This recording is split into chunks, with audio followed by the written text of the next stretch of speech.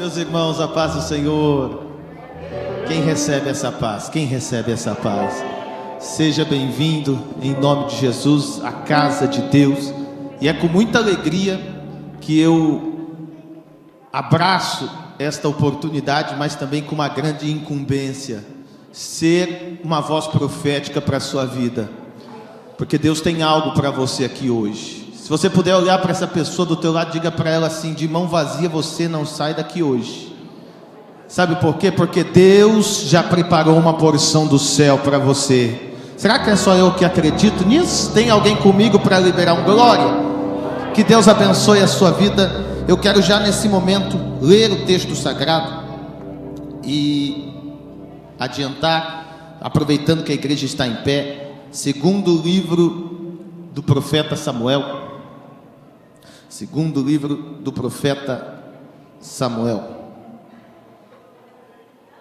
no capítulo de número 21. Livro do profeta Samuel, segundo livro, capítulo de número 21. Na medida que você for encontrando o texto, libera pelo menos um amém. Amém? Glórias. Deus abençoe aos pastores aqui na tribuna. Pastor Paulo não é só um grande líder, um grande pastor, mas também um grande amigo de anos. Parece que não, né? Mas é um amigo. Que Deus abençoe a sua vida. Pastor, para mim é uma honra, presbítero, tê-lo aqui na retaguarda e também uma grande responsabilidade. Amém? Deus abençoe a irmã Cida, Deus abençoe a banda, aos irmãos, em nome de Jesus. A minha tradução é a Almeida atualizada, tá bom? É o mesmo sentido, só para compreendermos melhor. Olha o que diz. Podemos ler? 2 Samuel capítulo 21 diz assim: nos dias do rei Davi, houve uma fome de 3 anos consecutivos. Davi consultou o Senhor, e o Senhor lhe disse que esta fome é por causa de Saul e da sua família sanguinária, porque ele matou os gibeonitas. Então o rei chamou os gibeonitas e falou com eles.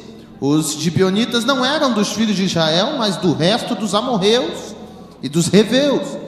E os filhos de Israel lhe tinham jurado poupá-los, porém Saul procurou destruí-los no zelo pelos filhos de Israel e de Judá. Davi então perguntou aos gibeonitas: o que vocês querem que eu vos faça? E que resgate lhe darei para que abençoem a herança do Senhor? E os gibeonitas responderam: a nossa questão com Saul e com sua casa não tem nada a ver com a prata nem com o ouro. Também não pretendemos matar alguma pessoa em Israel. Então Davi disse: o que vocês disserem, isto farei por vocês. E responderam ao rei: quanto ao homem que nos destruiu e procurou que fôssemos exterminados, sem que pudéssemos subsistir dentro das fronteiras de Israel, que nos sejam dados 7 homens dos descendentes. Quantos homens? 7 homens dos descendentes, para que os enforquemos diante do Senhor em Gibeá de Saul, o eleito do Senhor. E o rei Davi disse: eu vou dar. Mas o rei poupou Mefibosete, filho de Jonatas, filho de Saul, por causa do juramento ao Senhor feito entre Davi e Jonatas, filho de Saul. Porém o rei pegou os 2 filhos de Rispa, filha de Aiá, tinha tido de Saul, a saber, Armone e Mefibosete. Quantos podem dizer amém? Feche os teus olhos, porque tem milagre vindo na tua direção. Deus, fala conosco, Senhor, pelo poder da tua palavra. Ah, meu Deus, a tua palavra é absoluta aqui. A tua palavra é fiel e verdadeira. É por isso, meu Deus, que eu te peço em nome de Jesus, confirma, meu Deus, a grande obra, confirma, meu Deus, a grande vitória, através da sua palavra viva e soberana, em nome de Jesus. Você pode se assentar glorificando a Deus e dizendo amém? Graças a Deus. Diga comigo assim: a mesa de Deus é a mesa da misericórdia. Eu quero tratar sobre esse tema. Porque todos nós, como filhos de Deus, temos acesso à mesa do Pai. E eu quero que você preste atenção nessa mensagem, e eu prometo ser muito breve.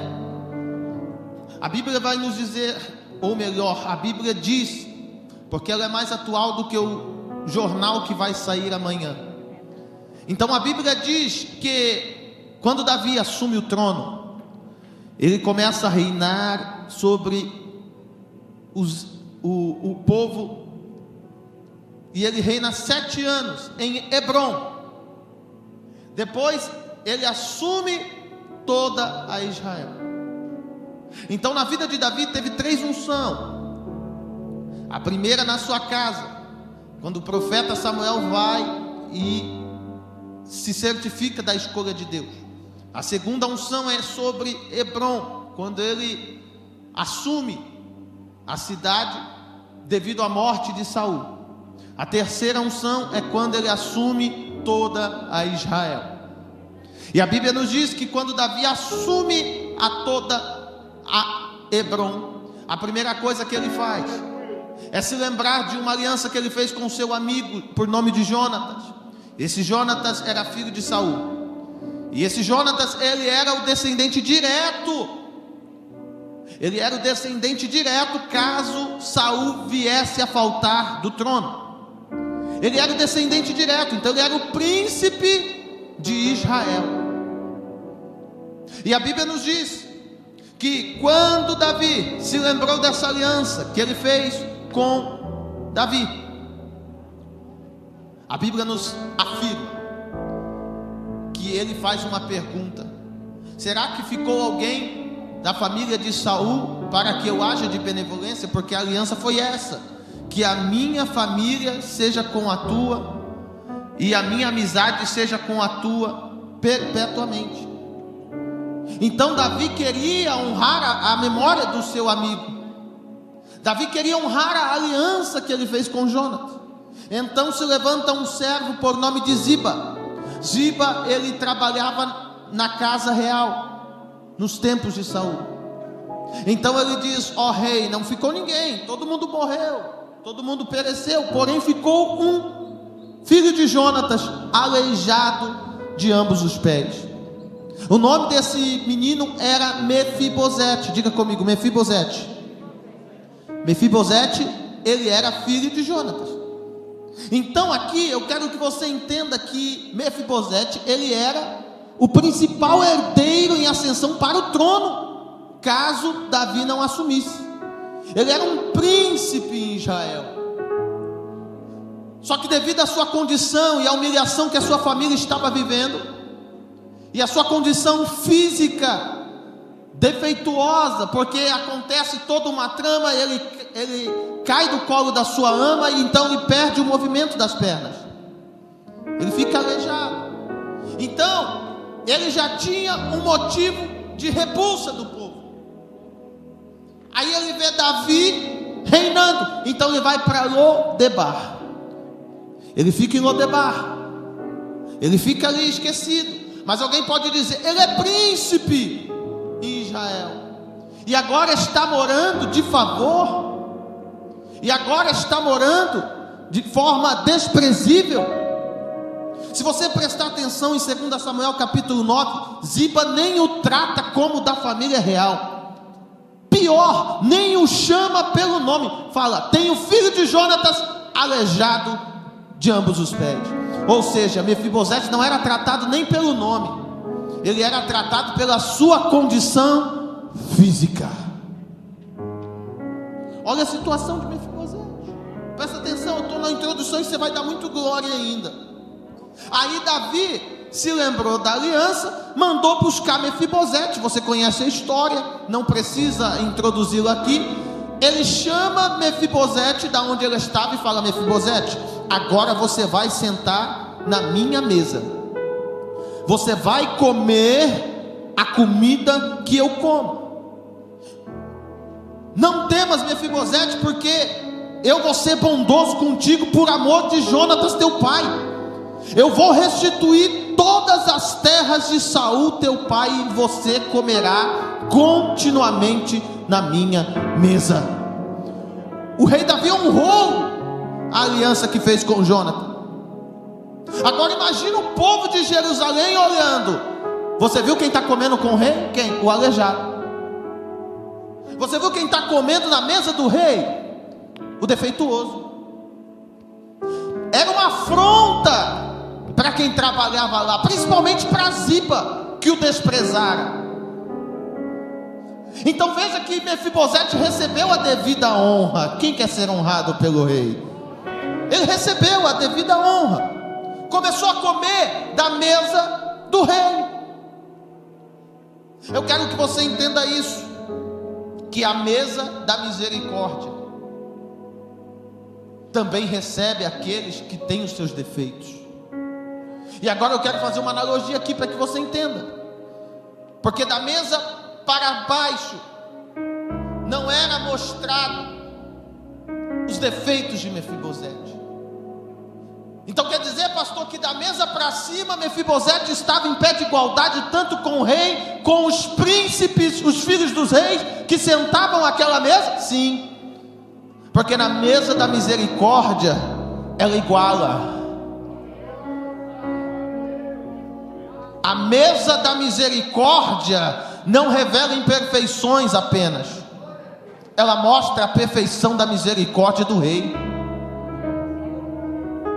Então Mefibosete estava na mesa do rei. Por quê? Porque o rei escolheu Mefibosete, mesmo com as suas imperfeições, para sentar na mesa.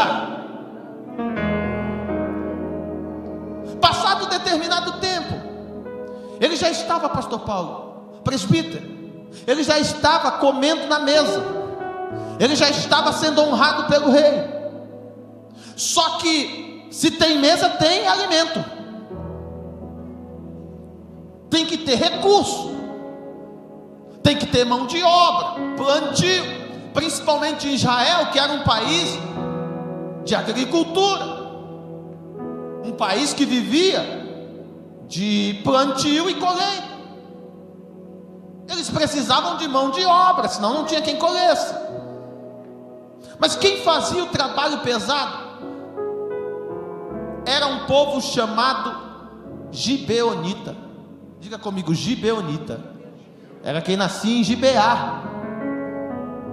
E quem eram os gibeonitas? Ora, os gibeonitas, eles descendiam dos amorreus e dos reveus. Era um povo que se instalou no território de Canaã nos dias em que Deus tirou Israel do Egito. E eles compunham aqueles povos, os 10 povos, os jebuseus, você sabe muito bem, lá em Josué. Entre eles estavam a cidade de Gibeá. E como Israel vinha crescendo, derrotando Jericó, derrotando a cidade de Ai, todos esses povos se juntaram 5 reis, 5 povos, porque nós nos juntamos, ficaremos mais fortes contra este povo que está vindo aí. Então se levantaram naquela guerra em que o sol parou, aqueles 5 reis contra Josué e seu exército de Israel. Só que quem está com Deus é maioria. Ninguém pode parar quem está marchando debaixo de uma promessa. Ninguém consegue parar. O povo vinha marchando numa velocidade imensa, ganhando, arrebentando e não tomando posse, simplesmente reivindicando a terra que já era deles. Só que dentre esses reis, Gibeá não concordou. Não, nós não vamos nos levantar contra Josué e nem contra o povo de Israel que está subindo aí, porque eles são fortes, eles servem a um Deus que é forte. Nós ouvimos falar das proezas que Deus fez no Egito. Eles vão nos consumir. Jericó não conseguiu resistir a este povo, e Jericó era a melhor fortaleza da época. Aí tem aquele ditado: se o seu inimigo é mais forte, não lute contra ele, se junte a ele. Gibeá teve a noção: vamos nos juntar com os israelitas, vamos fazer uma aliança e assim seremos poupados. Eles usam de uma artimanha de engano. Eles usam do engano para persuadir Josué e os líderes, os cabeças, os rochas, para dizer que eles eram um povo distante, que eles não faziam parte daquela terra. E Josué não consulta ao Senhor, os líderes, os cabeças não consultam ao Senhor, fazem essa aliança de proteção. Quando Josué descobriu, aí ele ficou bravo. Só que ele não podia fazer mais nada, meu irmão. Pastor, sabe por que eles não podiam fazer mais nada?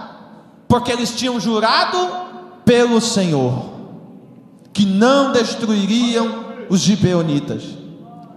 Aí eles usaram da estratégia para que o Senhor não os fulminasse e não se irasse com eles. Tá bom, nós não vamos destruir Gibeá, nós vamos deixar Gibeá aí, vivendo no nosso meio, porém eles vão fazer o trabalho pesado. Pelo menos 2 trabalhos eram designados aos gibeonitas. O primeiro deles era designado para eles fazerem: levar água para a congregação. Eles carregavam água para a congregação. Então Gibeá é quem abastecia, quem cuidava da parte de irrigação nacional. Isso está em Josué capítulo 9, do verso 19 ao 21. Qual era a segunda função dos gibeonitas? Ser lenhadores. Então os gibeonitas forneciam lenha e carregavam água, recursos para quem estava no plantio e na colheita. Então, querendo ou não, eles eram importantes para aquele movimento. Na guerra, quem corria eram os gibeonitas para levar águas aos soldados. Então veja que eles faziam um trabalho pesado em troca de segurança. Israel protegia, em troca eles trabalhavam. Até aí tudo bem? Só que chegou um rei em Israel por nome de Saul, e esse Saul agora quebra esse pacto. Ele manda matar todos os gibeonitas, sem exceção, sem misericórdia. Ele manda matar a todos os gibeonitas, só que alguns escapam. Uma grande minoria escapa e continua vivendo em Gibeá, que inclusive era a cidade de Saul. Ele quebra esse princípio. Essa aliança foi quebrada. Aí Deus começa a cobrar, porque quebra de aliança, aliança com Deus, aliança que envolve Deus, é uma aliança perpétua. Há um ditado que diz: há pão e sal entre nós. Há pão e sal era uma linguagem e expressão idiomática que os israelitas usavam quando faziam aliança perpétua. Segundo a Crônicas capítulo 13 e o verso 5, o rei Abias, ele vai dizer que Deus fez uma aliança de sal com Moisés e com a linhagem de Davi, ou seja, uma aliança inquebrável, uma aliança que não podia ser revogada. A aliança que envolvia Deus não podia ser quebrada. Diga comigo, quebrada. Não podia. Aí Deus começa a cobrar nos tempos de Davi, pelo que Deus usa da ferramenta da fome. Tudo isso é desencadeado porque os gibeonitas não trabalhavam mais. Se não trabalhavam, não tinha recurso para os trabalhadores que colhiam, implantavam, que mantinham a nação de Israel ativa financeiramente. Não tinha. Aí Davi vai consultar o Senhor: Senhor, por que o Senhor está trazendo fome? Aí Deus traz a memória: foi porque Saul, verso 2, melhor dizendo, verso 1, Saul e a sua família sanguinária matou os gibeonitas. lutou contra aquilo que estava trabalhando a favor da nação. Aí Davi, ele é pacífico, ele é diferente. Então agora ele vai pacificar. Ele chega até Gibeá e diz: Gibeonitas, o que vocês querem em troca?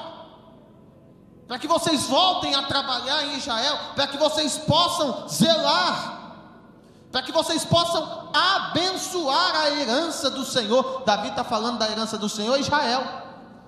O que vocês querem fazer para voltar, para abençoar a nossa nação, porque vocês são importantes para nós?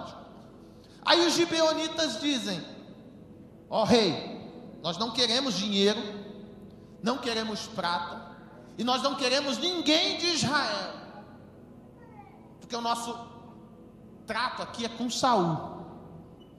Então faz o seguinte, rei, já que você insiste tanto do nosso trabalho, já que você, rei Davi, insiste tanto do nosso trabalho, nos dê 7 filhos descendentes de Saul, para que a gente vingue diante do Senhor, e assim ficaremos quites. Aleluia. Aí o rei Davi falou: é boa esta palavra, porque a casa de Saul de certo precisaria. Davi aceitou. Só que Davi tinha feito uma aliança com Jonatas, e um dos 7 descendentes diretos, entre eles estava Mefibosete, aquele que era honrado pela aliança. Aí Davi se estrepou: poxa, e agora Mefibosete? Eu não posso quebrar a aliança, eu fiz uma aliança com Jonatas, eu não posso quebrar. Aí Davi, no verso 7, vai dizer: eu vou poupar esse Mefibosete. Então ó, tem 6, falta 1. E esse Mefibosete? Esse vai continuar comendo na minha mesa, mas eu preciso substituir, porque o trato era 7 e não 6. Aí se encontrou um outro Mefibosete. Só que esse Mefibosete não era aleijado. Esse Mefibosete, ele não tinha imperfeições físicas, mentais. Ele não tinha como que eu posso dizer? Ele não era alguém especial como Mefibosete que sentava na mesa. Aí Davi falou: pega esse Mefibosete. Então, o que o senhor quer dizer, pastor? Que para o defeituoso sentar na mesa da graça e na mesa da misericórdia, um perfeito teve que morrer. Um Mefibosete perfeito substituiu um Mefibosete defeituoso. O perfeito teve que morrer para que o defeituoso sentasse na mesa da misericórdia. Tem gente que já está entendendo essa mensagem. Tem gente que já está entendendo essa mensagem. Eu gostei que o pastor Rick usou aqui um tipo do Antigo Testamento que simbolizava algo no Novo. Esse sacrifício do Mefibosete perfeito, substituindo o defeituoso, se cumpre também em Cristo. Sabe por quê? Porque Cristo foi o sacrifício perfeito, para que eu, você, para que nós, com todos os nossos defeitos, se assentássemos na mesa da graça, na mesa da misericórdia. Eu vim aqui pregar para quem acredita nisso, e já levanta a sua mão para receber esta palavra. Não é os seus defeitos que definem o teu lugar na mesa da graça, é a escolha do rei, é a aliança do rei contigo. Deus está dizendo: a mesa da graça não está ligando se você é defeituoso, porque o meu sangue do Filho perfeito cobre, porque o Filho perfeito já cobertou no propiciatório os meus e os teus defeitos. Eu vim aqui pregar para quem acredita nisso, que a mesa da misericórdia não está expondo os seus defeitos. Não é por sua condição que você se assenta na mesa do rei. Não é por sua condição. É por quê, pastor? Pela graça. É graça. Porque a mesa da misericórdia iguala a todos. Ah, meu Deus, eu vim aqui dizer esta palavra para você. É a graça que faz você ser participante do corpo de Cristo. É a graça e a misericórdia que te abraça e faz você sentar na mesa do Rei. É a graça que faz você chegar e dizer: eu sou filho dele, eu tenho a promessa, eu vou ser honrado. É a graça de Deus. Sabe por quê? Sabe por que você se assenta hoje na mesa da graça? Porque o que é perfeito, ele morreu para que o defeituoso se assentasse na mesa. Será que você pode dar pelo menos 1 minuto de glória por isso? O sangue de Jesus acobertou no propiciatório, acobertou os meus e os teus defeitos. E o que mais, pastor? Nos resgatou para que assentássemos na mesa, para que assentássemos na mesa da misericórdia. Não é porque somos perfeitos, ninguém é perfeito. Se você me disser que há alguém perfeito aqui, me aponte que eu quero conhecer. Ah, o céu é para o perfeito. Quem é perfeito? Ah, pastor, tem gente que não merece ser salvo. A pergunta que eu faço é: quem merece? Quem é que merece assentar na mesa? Quem é que merece? Quem somos nós?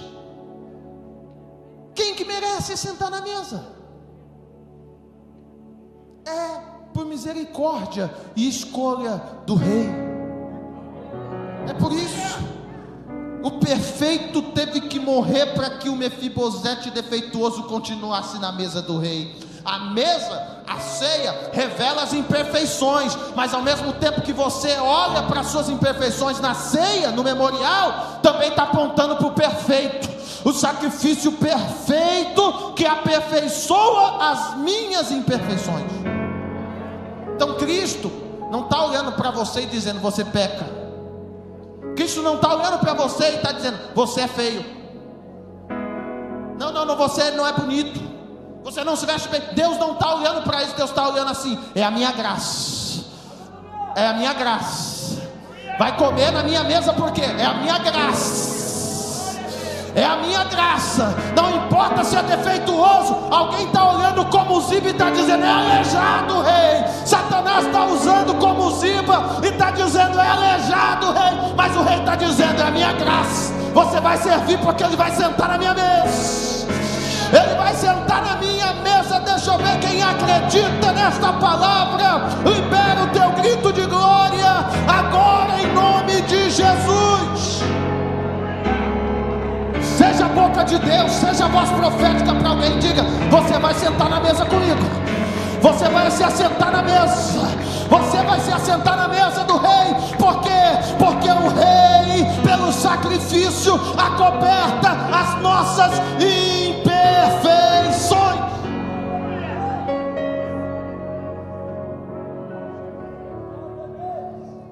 Pois é.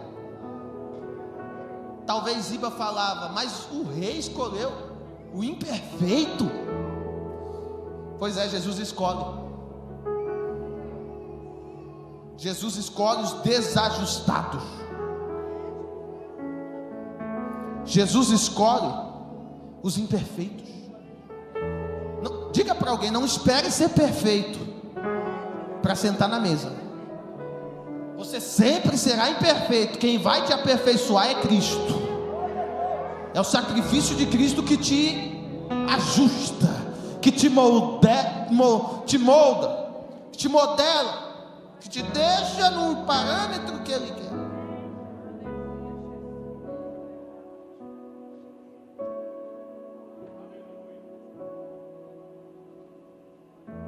Em Lucas capítulo 14, Jesus faz uma alegoria, uma parábola, a parábola da grande ceia.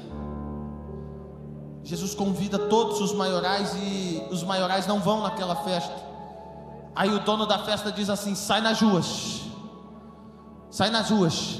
chama os aleijados, chama os imperfeitos, os cegos, os mancos, Todos. Para quê? Para que se assente na minha mesa. Chama todos. Jesus está chamando a todos nós aqui. Jesus está chamando você. Ah, pastor, mas eu faço isso, eu faço aquilo. Não interessa, Jesus está te chamando. Jesus está te chamando para quê? Para que você seja participante da mesa, para que o Senhor aperfeiçoe as suas fraquezas. Eu vim dizer que a mesa aponta para o sacrifício perfeito, isto é, para aquilo que nos aperfeiçoa. Mas quando vier o que é perfeito, então o que é imperfeito desaparecerá. É assim que diz a palavra. Em Hebreus capítulo 2, nós podemos ver que é exatamente isso que é tratado. Cristo se fez imperfeito para que nós fôssemos salvos e alcançássemos a glória. Eu quero que você entenda isso. A mesa de Deus é a mesa da misericórdia. Por quê? Porque Cristo só não resgata os imperfeitos, como Ele também dá lugar de destaque, como Ele também dá lugar de honra. É por isso que eu quero chamar a tua atenção. É por isso que eu quero convidar você. Você pode se colocar de pé nesse momento. Eu já encerro aqui. Eu já quero chamar a tua atenção. Por quê? Porque Deus está com você nessa batalha. Deus não chama os perfeitos. O perfeito Ele já escolheu para que o imperfeito se assentasse na mesa. O Mefibosete imperfeito continuou lá na mesa. E eu quero chamar a tua atenção. Até quando você vai ficar esperando? Até quando você vai ficar esperando ser perfeito? Ah, pastor, eu preciso me libertar disso, eu preciso fazer isso. Não, o rei está te chamando do jeito que você está. Só que chegando aqui, não pode ficar como está, porque aonde Jesus trabalha há mudança, há transformação, há restauração. Então você que também tem imperfeições, mas ainda não deixou o perfeito ser substituto, corre aqui para frente que eu quero orar por você. Você precisa entregar a sua vida para Jesus. Jesus, Ele é o perfeito que te substituiu na cruz. Jesus, Ele é o perfeito. Isso, minha irmã, venha. Cadê o segundo? Cadê o segundo? Jesus está chamando o imperfeito. É você mesmo. Eu sou imperfeito, mas o Senhor vai nos aperfeiçoando. O Senhor vai nos aperfeiçoando. Isso. Cadê o terceiro? Venha, você que quer um compromisso com Deus. Senhor, eu sou imperfeito. Eu sou imperfeito, Senhor. Eu tenho as minhas falhas, eu conheço as minhas transgressões, mas eu sei que a tua graça é fiel para me respaldar. Eu sei que a tua misericórdia é fiel. A sua misericórdia, Senhor, é a causa de eu não ser consumido. Eu chamo você, venha. Venha que o céu está te chamando. Você que ainda não entregou a sua vida para Jesus, Jesus está te chamando. Jesus está te chamando. Jesus está te chamando. Deus quer mudar a sua história. Alguém pode olhar para Mefibosete e dizer: quem era Mefibosete? Não tinha nome, mas uma das promessas é que o Senhor te dará nome, que o Senhor vai mudar a tua história. O Senhor está olhando para você aqui hoje. Pastor, mas eu pequei. Pastor, eu sou falho. É por isso que Ele está te olhando, porque quem precisa de salvação é exatamente quem não tem força de se salvar. Reconheça que você e eu não somos perfeitos. Precisamos ser alcançados pela graça. Cadê você? Eu te aguardo aqui no altar. Pastor, eu preciso reconciliar. Venha que o céu está te esperando. Oh meu Deus, o céu está te esperando. O céu está te esperando. Tem mesa preparada, tem cabeça ungida, tem bênção, tem vitória. Levanta as suas mãos comigo assim, ó. Ó. Adore ao Senhor. O Senhor está olhando para você.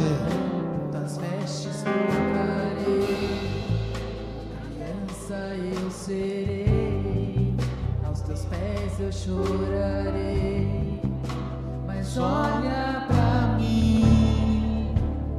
Levanta suas mãos comigo. Nós vamos orar agora. Eu oro por essas duas vidas que estão aqui, que estão entregando, que estão reconciliando. Você que está aí acompanhando agora esta transmissão, acompanhando este culto, eu convido você a orar comigo agora também. Feche os teus olhos, levanta suas mãos, curva a sua cabeça. Deus, eu apresento a vida de cada um aqui agora. Aqueles que já estão na mesa da misericórdia, aqueles que estão na tua mesa, Senhor, que reconhecem que são imperfeitos, que reconhecem, meu Pai, que o Senhor teve que sacrificar o Cordeiro perfeito, derramar o seu sangue no propiciatório, para cobertar as nossas falhas, para nos igualar na mesa, sem desigualdade física, sem desigualdade social. Eu sei que os céus não é só para rico, eu sei que o céu não é só para alguém que é perfeito, não. Eu sei que o Senhor está nos aperfeiçoando. Não é classe social, o reino de Deus não é condição física. Nós nos assentamos na mesa simplesmente por misericórdia, simplesmente por graça, Senhor. Graça que nos deixa constrangido, graça que nos mostra não só os nossos defeitos, mas revela também o teu amor por nós, revela também o sacrifício de Cristo, revela também o seu amor pela humanidade, para que todos cheguem ao conhecimento da salvação. Continua conosco, Senhor, continue abençoando, continue livrando. Meu Deus, restaura a fé, restaura a comunhão, restaura a coinonia, Senhor, restaura a graça, restaura o nosso sentimento, reaviva-nos, ó Pai, reaviva-nos com a fé perfeita em Deus, o nosso Salvador. Amém. Eu quero que aplaude ao Senhor só os resgatados, só os resgatados.